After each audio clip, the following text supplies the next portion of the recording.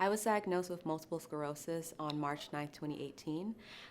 It was about 6 months of me trying to figure out what was wrong with me. So it started with numbness and tingling in my left foot. It got to the point where I couldn't even keep my slide on when I was walking my dog, and I knew that something was off. So I went to see my primary care doctor, who then referred me to a podiatrist. He x-rayed me and everything was fine, nothing was broken.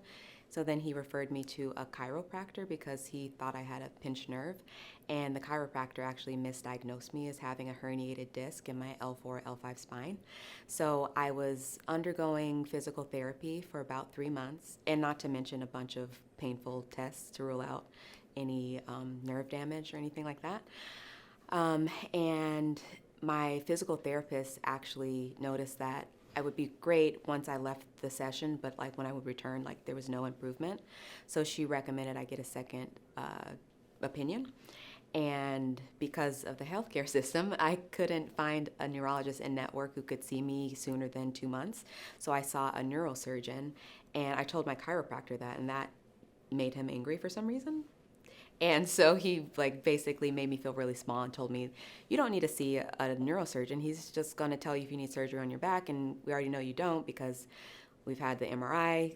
Anyway, canceled my appointment and then quickly realized like I need to go see this person because I'm the one who's in pain and I'm the one who can't walk. So I see the neurosurgeon, and immediately he tells me, the way that you're walking, that's not a herniated disc. Like let's see the scans. So let's see the MRI. He couldn't find the lateral triangulation that the chiropractor was talking about. I'm just like, I'm not a doctor. I trust you.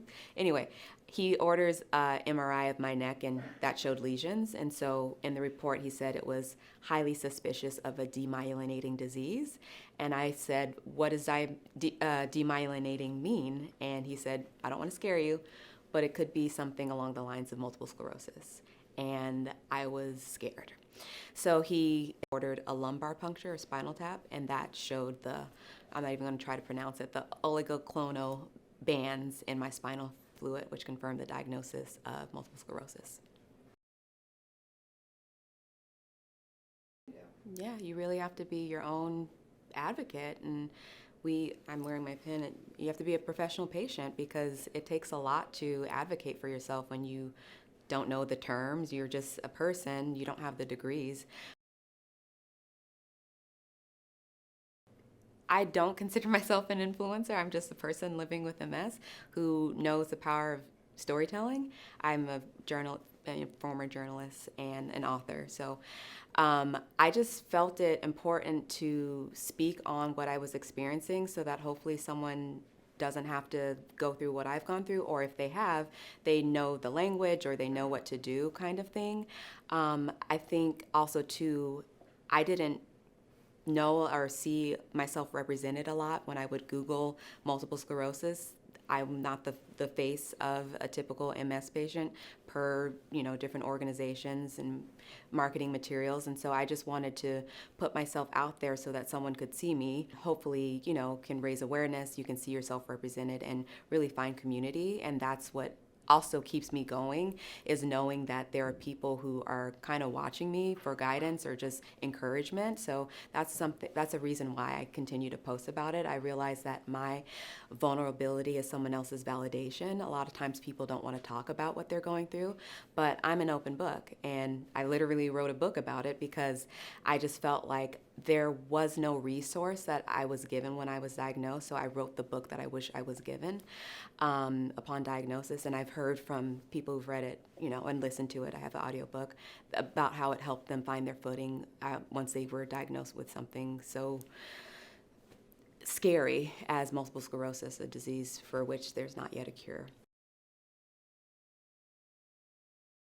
I have been a longtime lover and collector of enamel pins, and so I always knew that I wanted to get in, make my foray into making my own pins. So when I launched my book, Jesus Year, because I was in my Jesus year, the age of 33, when I was diagnosed with MS, I created enamel pins to market that. And then when I got married, those were our wedding favors, and so an opportunity presented itself when I was laid off from my corporate job, I decided I wanted to work for myself, and so Poppy and Monarch was born. And so it's the name Poppy and Monarch is a nod to multiple sclerosis awareness, because poppies and monarchs are things that are orange, which is the official color of MS awareness. They're also California things. I'm a California girl.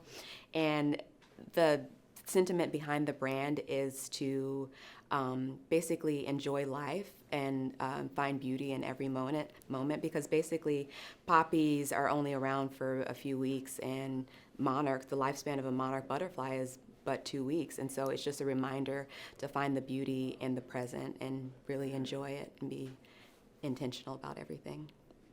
Yeah, I'm just doing what I can. Again, I'm just a girl with MS trying to reach people who need to be heard or seen. Because of my diagnosis journey, like my family has been along the ride with me the whole time. Like, oh, I'm going to see a podiatrist. Okay, what's that like? And then, giving them updates about it. So they've been in the loop the whole time, and I needed them because it was very daunting, and it is still sometimes very daunting. But I also, living with MS has made me realize that it's not just something that affects me, it affects my entire community. Even my parents, there's a grieving process that comes along with that too. Like, they see their daughter, I used to wear an AFO brace, having to need mobility aids or just being fatigued. And so having to experience me in this way and see my new normal has been challenging to them. And so it kind of it's very much brought us closer.